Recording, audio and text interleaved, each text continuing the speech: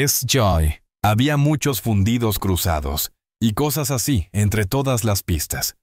Todo tenía que hacerse por separado, y luego todo tenía que editarse en los viejos tiempos antes de Pro Tools. Era en el backstage de San Francisco, en algún lugar en la neblina crepuscular de 1972, cuando David Gilmour fijó sus ojos por primera vez en Grace Slick. Y lo que comenzó como una conversación inocente, eventualmente se convertiría en años de conflicto silencioso, advertencias susurradas y minas terrestres emocionales de las que ninguno de los dos escapó por completo. Gilmour, fresco del ascenso cósmico de Pink Floyd después del metal, fue recibido por una mujer que parecía una diosa del rock encarnada. Grace Slick, la voz de Jefferson Airplane, cubierta de terciopelo, con los ojos ardiendo con una energía indómita. Pero detrás de su aura magnética había algo más oscuro, más difícil de contener. Gilmour había visto excentricidad antes. Había visto brillantez borrosa con locura en Syd Barrett. Pero Grace, ella era otro tipo de peligro. Su obsesión con el control, su hambre de atención y su comportamiento desenfrenado a puerta cerrada la convirtieron en una tormenta emocional. Desde ese primer encuentro, sintió algo volátil bajo la superficie. Y décadas después, finalmente está hablando de ello. Lo que siguió a ese momento en el backstage no fue romance. No realmente. Fue obsesión. Grace vio en Gilmour una calma que no podía encontrar en sí misma. Lo persiguió, no con amor sino con fijación. Llamadas telefónicas a horas extrañas. Apariciones repentinas en conciertos al otro lado del Atlántico y cartas crípticas que difuminaban la línea entre la admiración y el control. Quería su validación, su respeto, tal vez incluso su rendición. Pero Gilmour, cauteloso y siempre emocionalmente medido, retrocedió ante el caos. Ese retroceso se convirtió en el detonante. A Grace no le gustaba el rechazo, no le gustaba perder el control. Y pronto, lo que podría haber sido una conexión fugaz, se convirtió en años de pullas sutiles, insultos privados y tensión entre bastidores en festivales y eventos compartidos. Los amigos cercanos a ambas partes comenzaron a notar la tensión, las miradas frías, los comentarios mordaces, la energía que cambiaba cuando se compraba. Cada uno estaba en la misma habitación. Grace Slick no era solo un problema para Gilmour. Era un incendio forestal en un mundo construido con cerillas, brillante, hermosa y terriblemente combustible. Sus peleas eran legendarias y no se limitaban a susurros detrás de las puertas de los camerinos. Entraban en erupción como explosiones a la vista de los equipos de carretera, los periodistas y los fans atónitos. Dentro de Jefferson Airplane, las tensiones no solo hervían a fuego lento. Hervían, se agrietaban y se derramaban en todo lo que tocaban. Su relación con Paul Kantner era un tira y afloja constante, tanto artístico como emocional. En un momento estaban armonizando frente a miles de personas. Al siguiente, estaban en el backstage lanzándose insultos como botellas rotas. Las reuniones creativas se convertían en gritos. Los arreglos de las canciones se convertían en concursos de gritos. Grace exigía el control, no solo de sus letras, sino de la dirección de la banda, el tono del mensaje, la atmósfera de cada actuación. Kantner, que había construido la banda desde cero, se negó a ceder terreno. Lo que crearon juntos fue eléctrico. Pero lo que destruyeron en privado dejó a la banda fracturada. Entonces, ¿por qué te sometiste a eso? Curiosamente, ya sabes, trabajar en un álbum, terminar el álbum, hacer los ensayos, hacer todo el material promocional que haces. Sus enfrentamientos con Marty Balin fueron aún más feos. Él la acusó de estar borracha en el escenario. Ella lo acusó de ser tenso y celoso.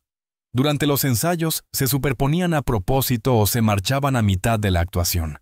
El resto de la banda apenas podía mantener las piezas unidas.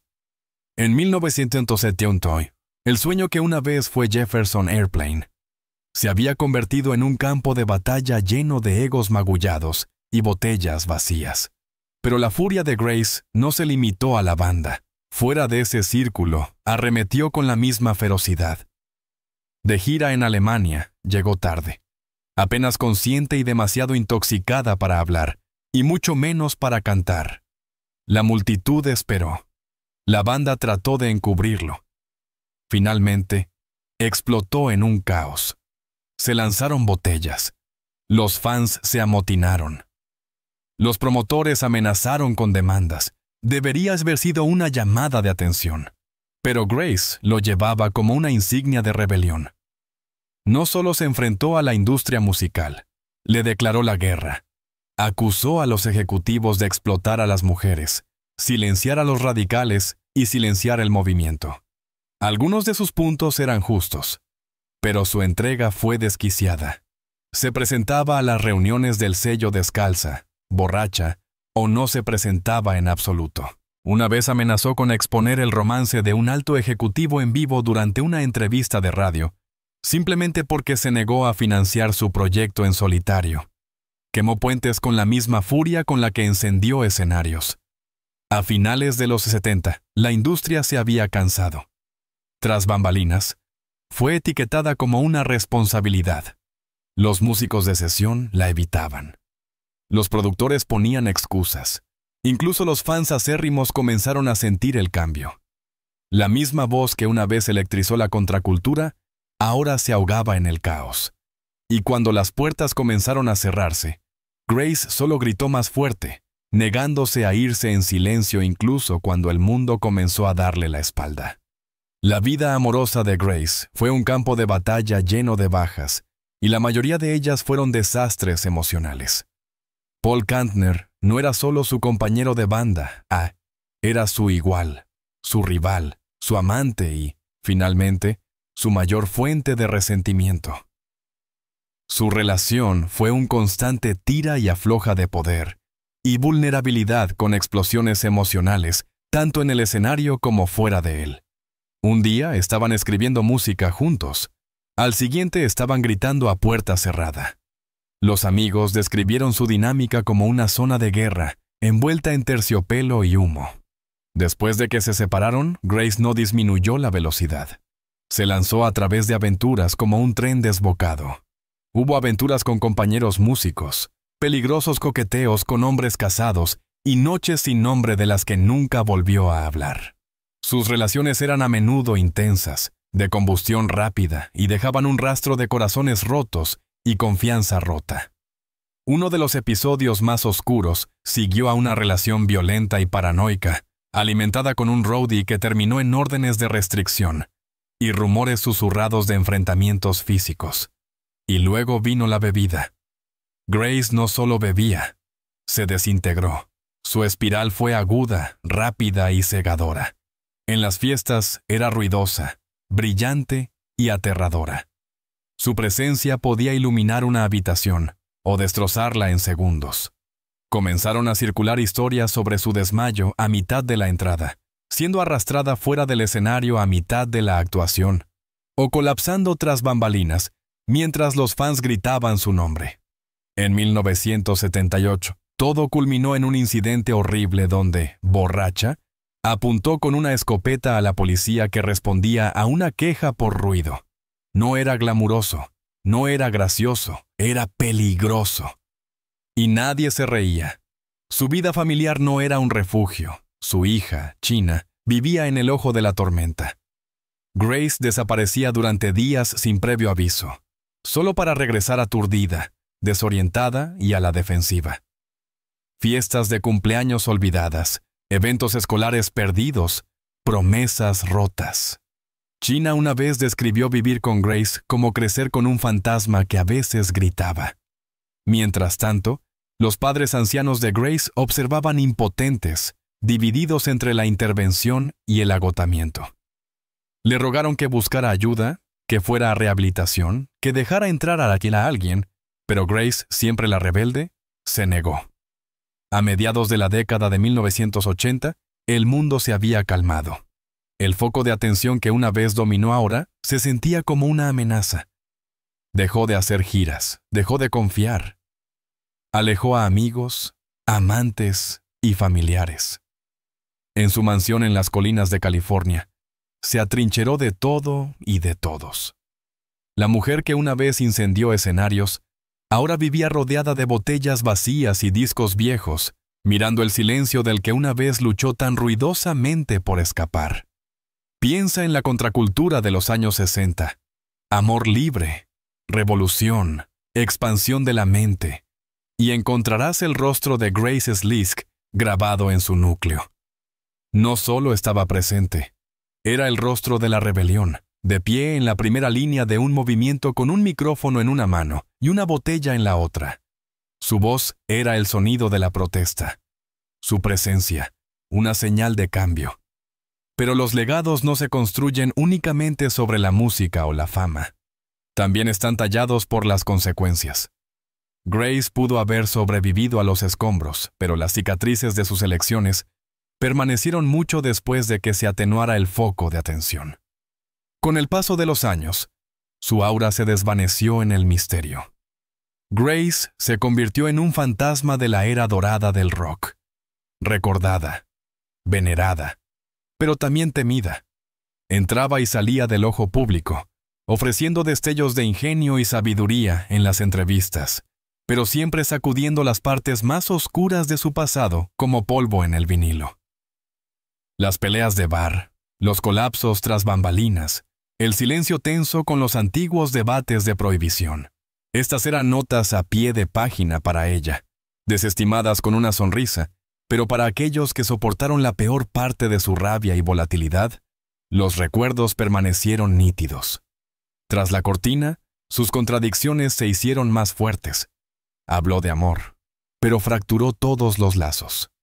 Predicó la libertad, pero exigió el control. Las personas que orbitaban a su alrededor, compañeros de banda, amantes, amigos, a menudo se encontraban atrapadas entre la admiración y el miedo. Muchos salieron de su vida magullados por la experiencia, llevando historias que rara vez contaron hasta ahora. La decisión de David Gilmour de hablar finalmente, incluso en tonos velados, no fue un acto de venganza. Fue una reflexión largamente esperada, un espejo sostenido a un pasado que tantos eligieron olvidar. Un pasado plagado de señales de advertencia, destrucción emocional y momentos de brillantez que tuvieron un costo. Grace Slick no era solo una artista problemática. Era un símbolo de lo que sucede cuando la brillantez no se controla, cuando el dolor se enmascara con la actuación y cuando quienes te rodean dejan de decir que no. Su historia, que ahora resurge a través de las revelaciones de Gilmour, no se trata solo de la historia del rock. Se trata del peso de la verdad, el costo del silencio y el ajuste de cuentas que eventualmente llega incluso para las voces más fuertes. En el gran teatro del rock, fue tanto una estrella como una advertencia. Y su legado, más fracturado que nunca, ahora brilla con una luz que es imposible de ignorar, a partes iguales, iluminadora y cegadora. Hoy, las ondas de radio son más silenciosas y los titulares son más suaves, pero las heridas dejadas por la lluvia de Grace Slick nunca se curaron realmente. La tranquila confesión de Gilmour ha abierto una nueva ventana al núcleo brillante pero envenenado de la era del rock. No se trata solo del escape de un hombre de un vínculo destructivo. Es un cuento con moraleja envuelto en glamour psicodélico, el tipo que atrajo a millones y aplastó a más de unos pocos. Grace, a pesar de todo su talento y fuego, no pudo escapar de sus demonios, y al final, no fueron las drogas ni la fama lo que definió su caída. Fue la espiral incontrolada de dolor que desató sobre sí misma y sobre aquellos que se atrevieron a acercarse demasiado. Ahora que se ha roto el silencio, su legado debe verse en su totalidad. Brillante, sí, pero también roto y finalmente expuesto. Para muchos fans, las revelaciones son devastadoras. Crecieron idolatrando a Grace, la reina audaz y franca de la escena de San Francisco. Ver detrás de la cortina ahora es confrontar las contradicciones. Una mujer que luchó contra el establishment mientras se volvía destructiva en su propio reino. Cantó sobre la libertad, pero vivió en prisión emocional, arrastrando a otros con ella. Su música permanece. Los himnos psicodélicos de Jefferson Airplane y los bordes más afilados de Jefferson Starship todavía resuenan a través de las estaciones de rock clásico y las colecciones de vinilos. Pero ahora esas canciones vienen con un nuevo peso. Las letras que una vez sonaron rebeldes, ahora suenan con advertencia. David Gilmour, un hombre nunca atraído por el drama, no habló para destruir su legado. Habló porque la verdad, sin importar cuánto tiempo se oculte, exige un ajuste de cuentas. Y al hacerlo, ha ayudado a replantear una historia que durante mucho tiempo había sido distorsionada por el mito, glamorizada por la nostalgia. Al final, Grace Slick siempre será un símbolo, no solo de una era musical, sino de la belleza y la brutalidad que coexisten dentro del genio que se deja sin proteger. Su nombre pertenece al Salón de la Fama del Rock, pero también en el rincón tranquilo donde se susurran historias de supervivencia y consecuencias. Porque las leyendas no solo brillan intensamente,